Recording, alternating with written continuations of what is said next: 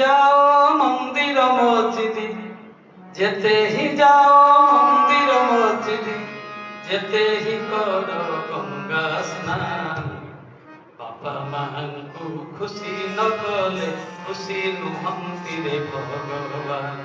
বাପା ମାଙ୍କୁ ଖୁସି ନ କଲେ ଖୁସି ନୁହନ୍ତି ରେ ଭଗବାନ। ଯେତେ ହି ଯାଅ ମନ୍ଦିର ମସଜିଦ୍, ଯେତେ ହି ଯାଅ ମନ୍ଦିର ମସଜିଦ୍, ଯେତେ ହି କର ଗଙ୍ଗା ସ୍ନାନ। ବାପା ମାଙ୍କୁ ଖୁସି ନ କଲେ ଖୁସି ନୁହନ୍ତି ରେ ଭଗବାନ। ବାପା ମାଙ୍କୁ ଖୁସି ନ କଲେ ଖୁସି ନୁହନ୍ତି ରେ ଭଗବାନ। ବାପା ମା ଯେ ସବୁଠୁ ଶ୍ରେଷ୍ଠ, କେତେ ବଟାର ମୂଲ, ତାଙ୍କୁ ସେବା କରିଲେ ମିଳେ ସବୁ ପୁଣ୍ୟ ଫଳ।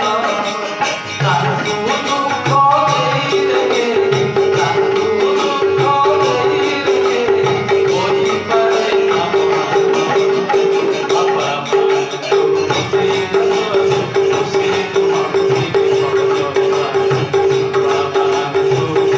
ନୁହନ୍ତି ରେ ଭଗବାନ। जिसको हमने नहीं देखा उसकी सूरत क्या होगी। माँ तेरी सूरत से बोली भगवान की सूरत क्या होगी। मु जहाँ को देखिनी, जहाँ को संग संस्पर्श रे आसनी, जहाँ को सहित मोर कौन प्रत्यक्ष संपर्क नहीं, से केमिति ईश्वर। माँ तेरी सूरत से बोली भगवान की सूरत क्या होगी। माँ तो भलिया छवि, तो भलिया चेहरा भगवान की भवनी। कारण आम मैंने कहीं भगवान को देखिनी, आम भगवान परिकल्पना करिछे। भगवान को विभिन्न भाव में परिकल्पना करा जायछि, किंतु भगवान को केही देखि नांती।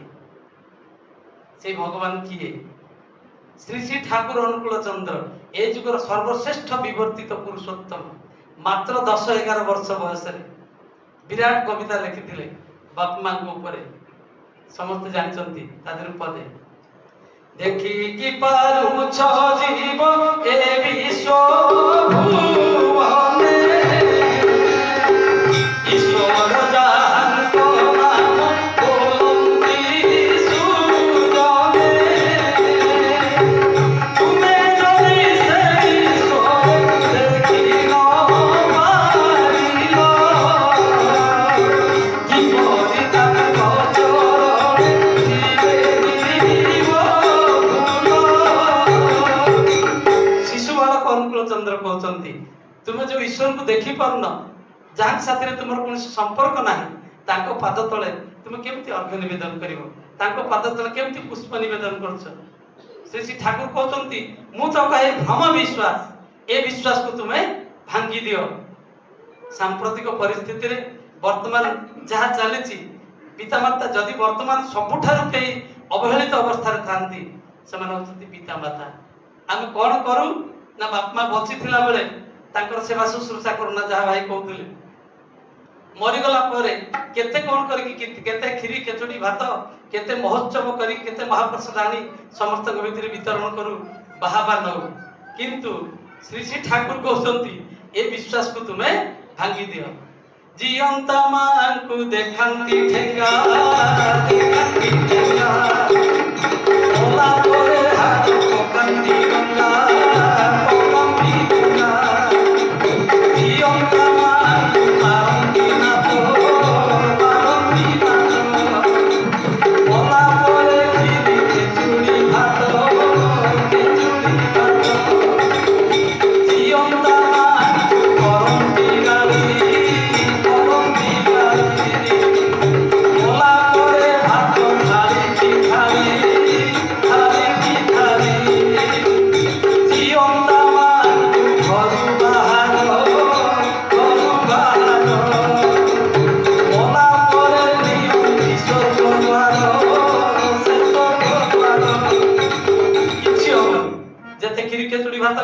स्वर्ग द्वार नहीं पड़ हाड़ को लेकिन त्रिवेणी रे गंगा रे पकई दियो, किछि हबनी। ठाकुर कहते किछि हबनी। ताले कौन हम कौन कल हम? श्री श्री ठाकुर शिशु बालक अनुकूल चंद्र कहते तांकर बोध भितर कारण से पुरुषोत्तम भगवान ओलियर पड़ी गजा प्रथम से आमको शिक्षा देते जन्म शिक्षा देते पिता माता को केमती श्रद्धा भक्ति करने हुए से ठाकुर कहते पिता माता देव देवी एहि विधरा तले विधिव, एहि विधरा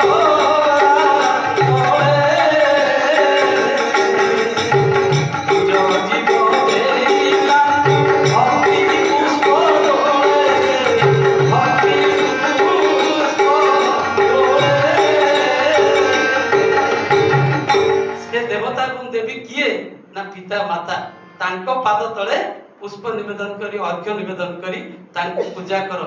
आज लंबा लाइन लगुची विभिन्न मंदिर रे मंदिर रो बर्तमान अभाव नाही।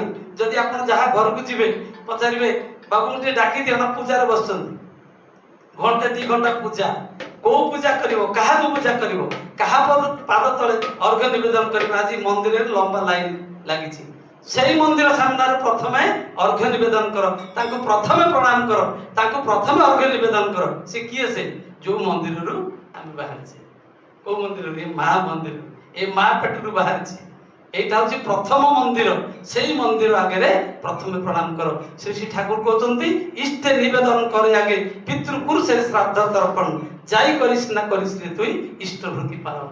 आगे इष्टवृत्ति कर सारा पर इष्ट को निवेदन करला पर तापर पिता माता को प्रणाम करिया कहबो तांको अर्घ्य निवेदन करिया कहबो। से ठाकुर से करथि एवं ठाकुर सेटा हमको सिखै दे जाइछंती तांको पूजिले कोन हुए। हम समस्त ब्रह्मा विष्णु महेश्वर कथा जानिछे।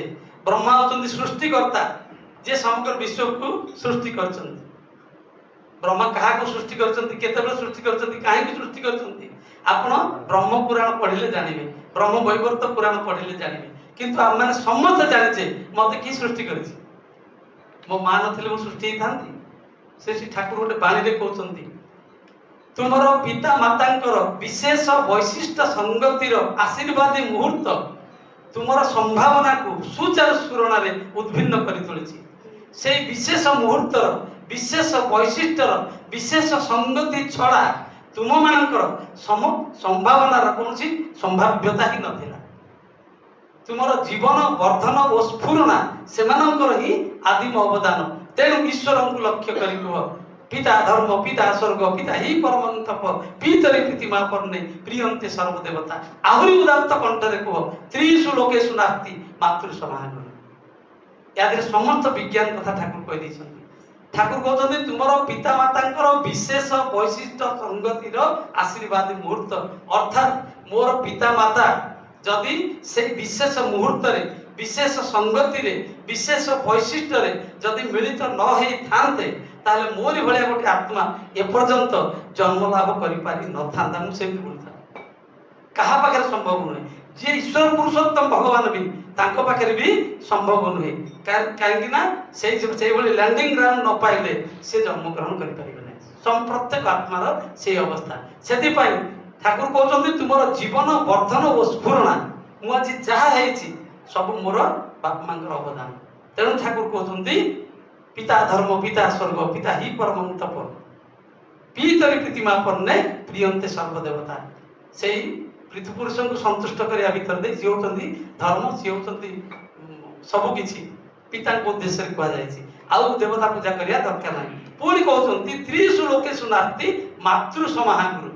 मां भलिया गुरु 3 लोक रे नाहंती। बापा को आकाश सह तुलना करायछि धर्म सह तुलना करायछि किंतु मां को जननी और जन्मभूमि स्वर्ग ठारू बड़ स्वर्ग ठारू भी आकाश ठारू भी बड़।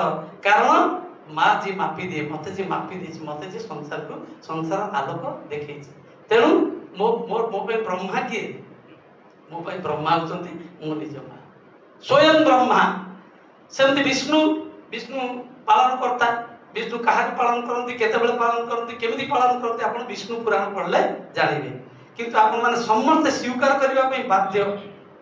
मो मां जदी मते लालन पालन करी परिचर्या न करी मते ठिया कर न थांता मु आपण सामने ठिया कि करजी कहिता तापे दाई किए ता मूले किए मो मां जदी मु जदी मातृ गर्भ रे थिला बेले वर्तमान आजकल जेमति भ्रूण हत्या चलछि ମୋ ମା ଯଦି ମୋର ଭ୍ରୂଣକୁ ହତ୍ୟା କରିଦେଇଥାନ୍ତା ତାହେଲେ ମୁଁ ଜନ୍ମ ହେଇପାରିଥାନ୍ତି?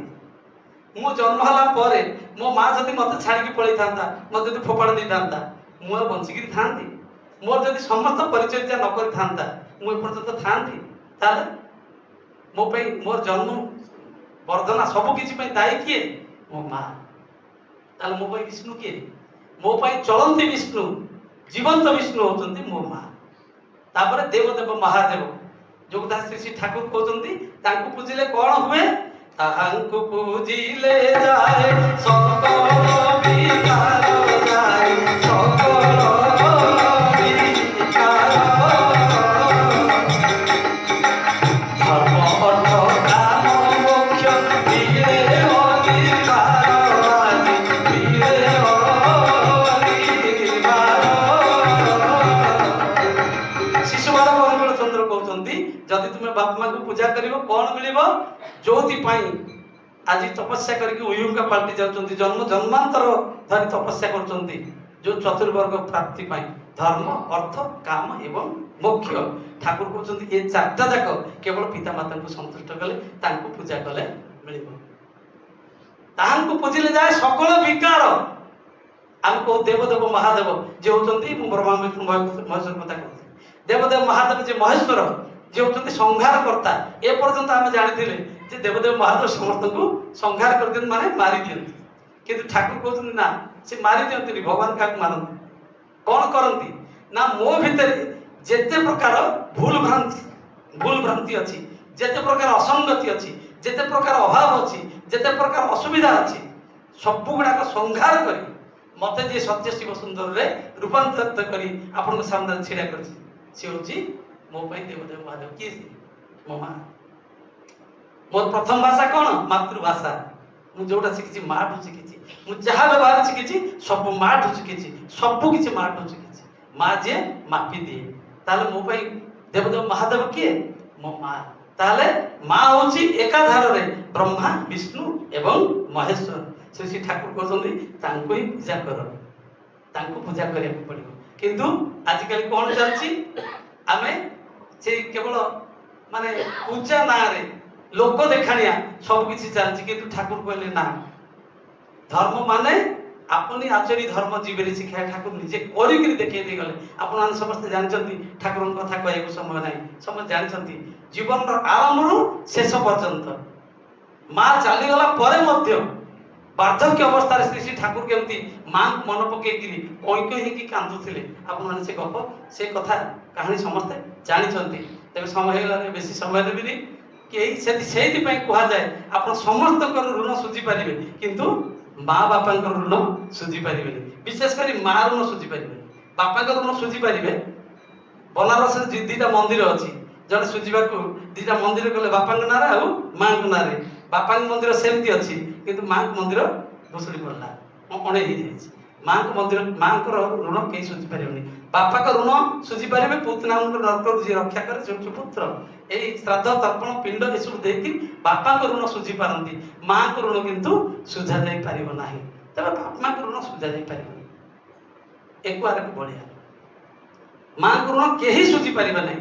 ଗୋଟେ ପିଲା ବହୁତ ପାଠଶାଠ ପଢିଲା, ଗୋଟେ ଭଲ ଚାକିରି କଲା, ଗୋଟେ ଭଲ ପ୍ୟାକେଜରେ ଚାକିରି କଲା, ବୟସ ହେଇଗଲାଣି 25-26 ବର୍ଷ।